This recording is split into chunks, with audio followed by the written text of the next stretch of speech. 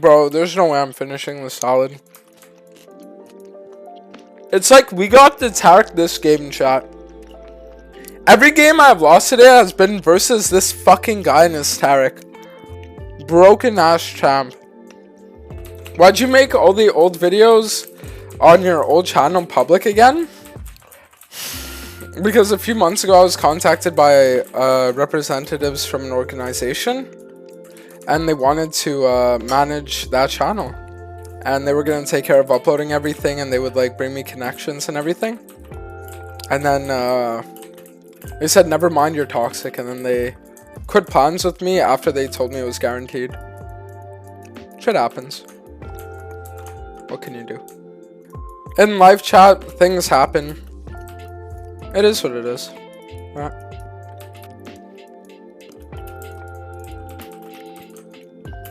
Why am I getting invaded by the djinn?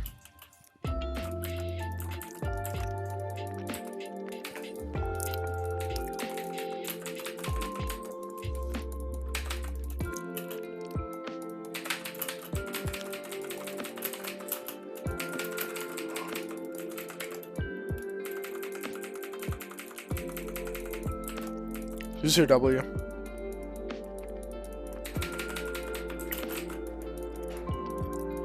He's actually gonna live, isn't he?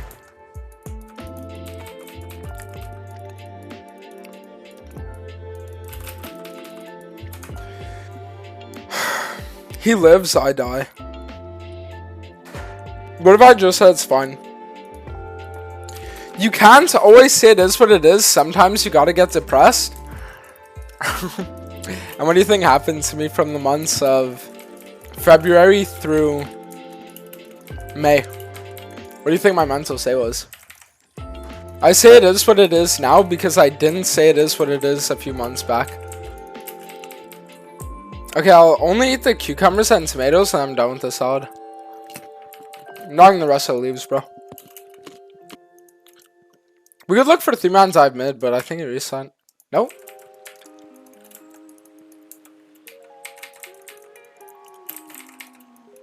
Good. Tarek said it says bad, but it isn't. It's my fault because I could have angled my, or I guess his E better. Perfect.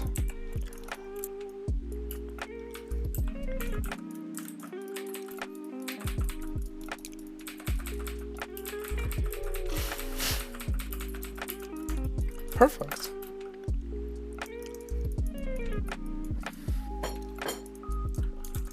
He actually uses W, okay, while you're dead.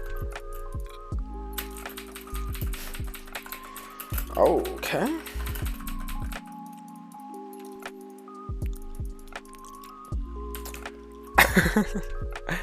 We all make mistakes. I'm so ranked with more to US, but I'm E-dating again. Shit sucks. Don't. Trust me. The only reason people E-date is because they're bored and lonely. That's it. Literally go out in public one time and you're gonna realize it isn't worth it. Go out in public, don't just sit in your room for 20 hours a day, literally one time, and you'll be like, oh shit, you know. Maybe E-dating really isn't worth it after all. They want your attention, not you, exactly. Because the thing about that is that you can say whatever you want online, right? But like, if you're not gonna back it up in person, then...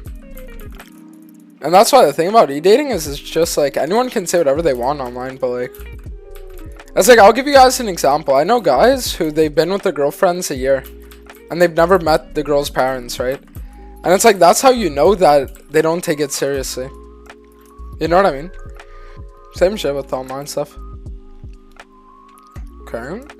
Could I kill the Garen? He has no ghost.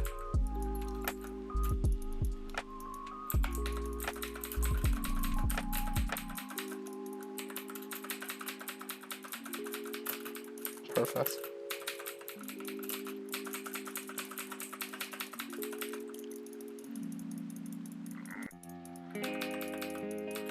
Nice. So now Wukong backs off me too, so now I can just get wave for free. Perfect. Ooh, a little juicer. Leave is gone.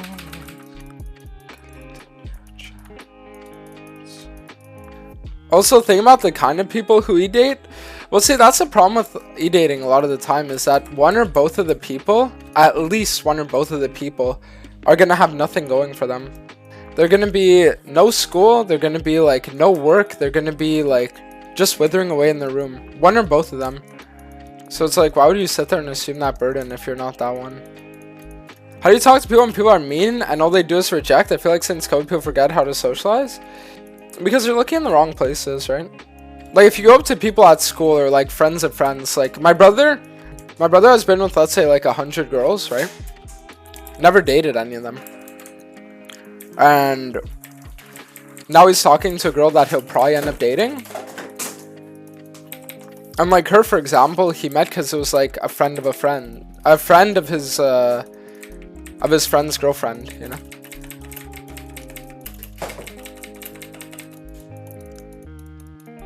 So it all has to do with, like, where do you find...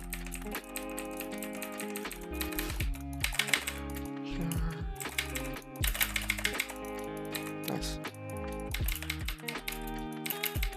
So that's the thing, it's like, are you looking in the right places? Stuff like that. Go where people actually want to go meet others, not like on the street or maybe not even in class, but in, like, sports and clubs and stuff like that. Yeah. Like, when I was in high school, there was one girl I actually had the opportunity to date. The only one whoever I actually had the opportunity to. And the way I met her was because she was a year younger than me. And we both were in the book club. Book club was lit though. But yeah, that was like the only time I had ever had like an opportunity.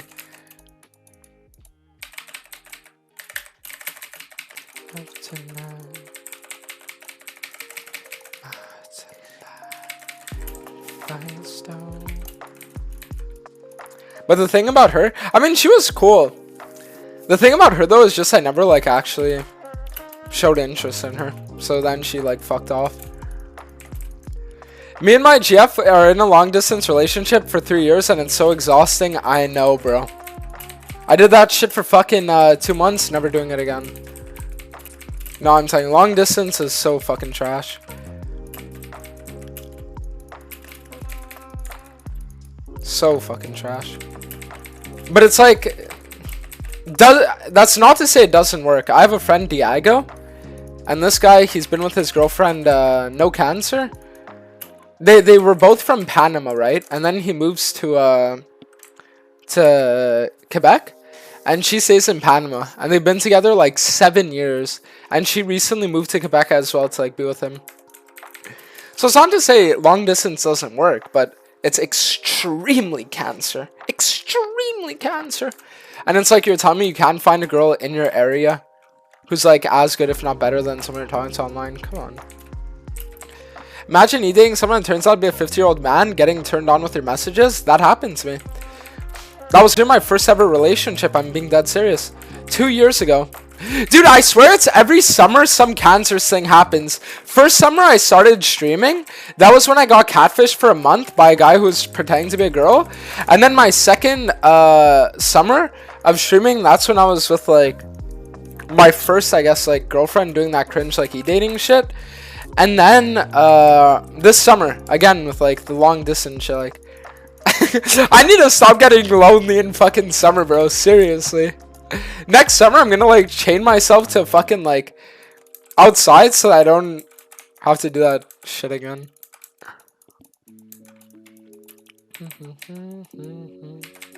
Just back up. We don't need to fight this.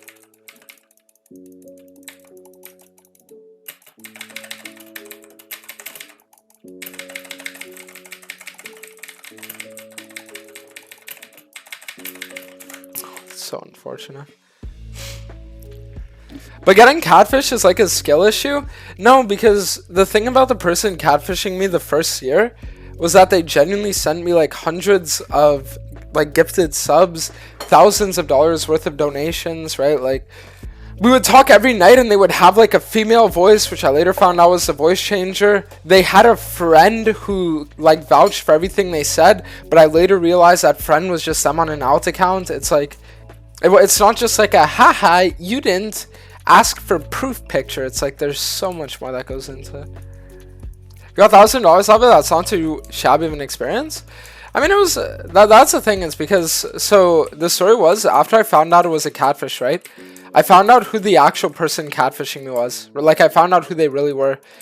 And the reason why they stopped talking to me was because they actually found a real gay dude from Quebec that they later ended up getting engaged to, right? And the thing is, I at any point could have sat there and could have contacted that guy. I could have like said, yo, this is what your fiance did, right? But I said, you know what, at the end of the day, I got comfort out of it while I was going through a rough time. And I got money out of it, so I'm not gonna like go ahead and be like vindictive and try to like ruin this guy's life, you know? Because at the end of the day, it wasn't that they were a bad person. It's just that they were a lonely person with money on the side. And they just wanted to, I guess, like, play pretend, right? Could I ever hold that against someone? No. Everyone has moments of weakness, right? Sucks that I was the one getting lied to, but that's what it is.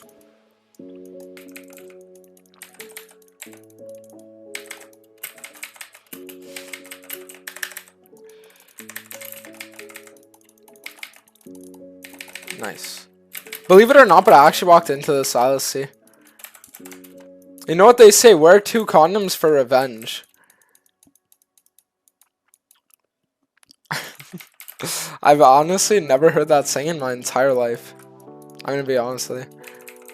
Never in my entire life have I heard that saying.